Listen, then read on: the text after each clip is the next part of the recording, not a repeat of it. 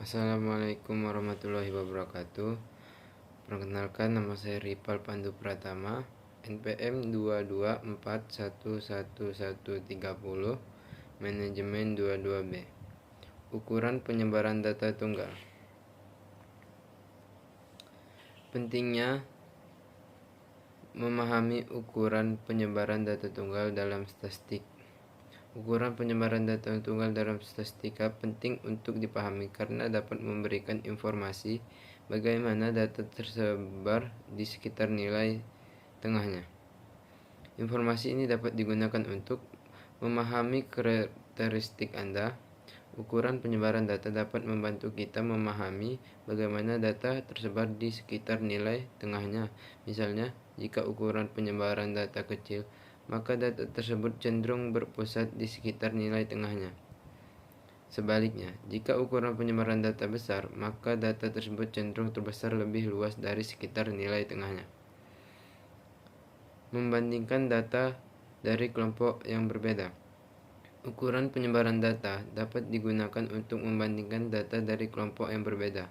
Misalnya, jika kita ingin membandingkan nilai tinggi badan dari siswa laki-laki dan perempuan, maka kita dapat menggunakan ukuran penyebaran data untuk melihat apakah terdapat perbedaan penyebaran nilai tinggi badan antara kedua kelompok tersebut.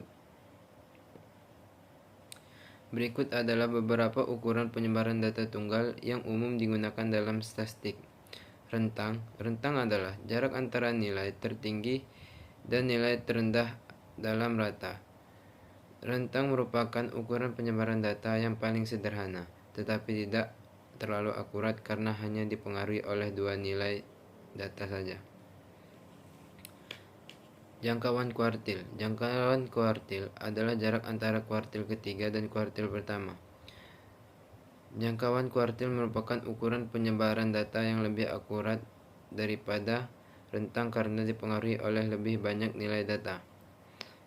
Simpangan baku. Simpangan baku adalah akar kuadrat dari diagram. Simpangan baku merupakan ukuran penyebaran data yang paling akurat karena dipengaruhi oleh semua nilai data. Definisi data tunggal. Dalam statistika, data tunggal adalah data yang terdiri dari suatu nilai saja. Data tunggal berupa data kuantitatif dan data kualitatif. Data kualitatif adalah data yang dapat diukur secara menarik, seperti tinggi badan, berat badan, nilai ujian, dan sebagainya. Data kualitatif adalah data yang tidak dapat diukur secara numerik, seperti jenis kelamin, warna mata, dan sebagainya. Data tunggal dapat dikelompokkan menjadi dua jenis, yaitu data tunggal ganjil adalah data tunggal jumlah data ganjil.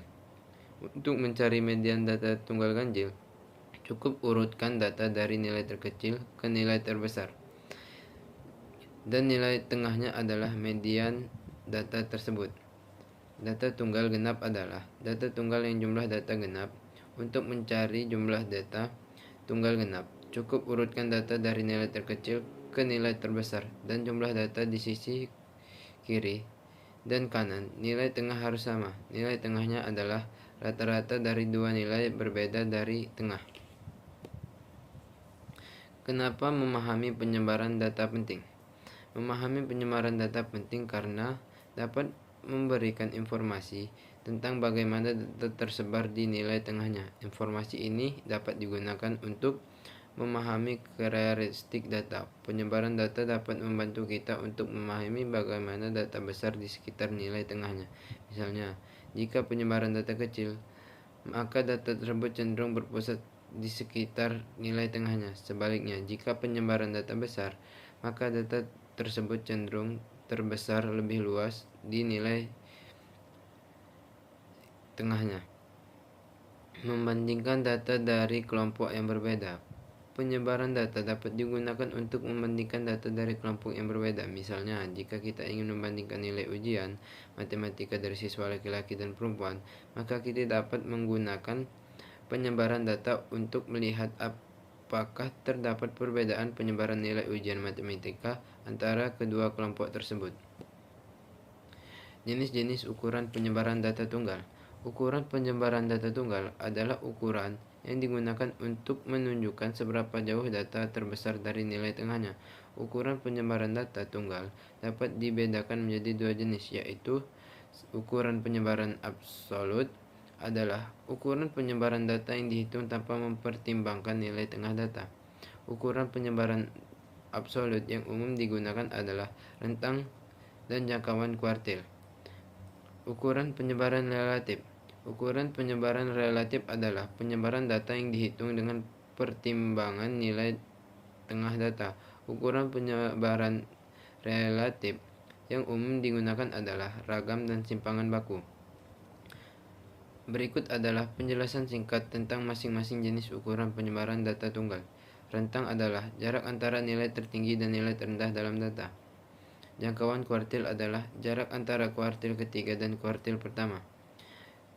Ragam. Ragam adalah ukuran penyebaran data yang menunjukkan seberapa jauh data tersebar dari nilai rata-ratanya.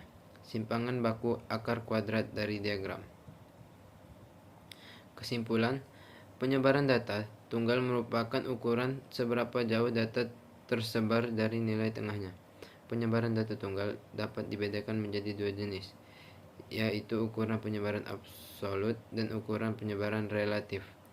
Ukuran penyebaran absolut yang umumnya digunakan adalah rentang dan jangkauan kuartil.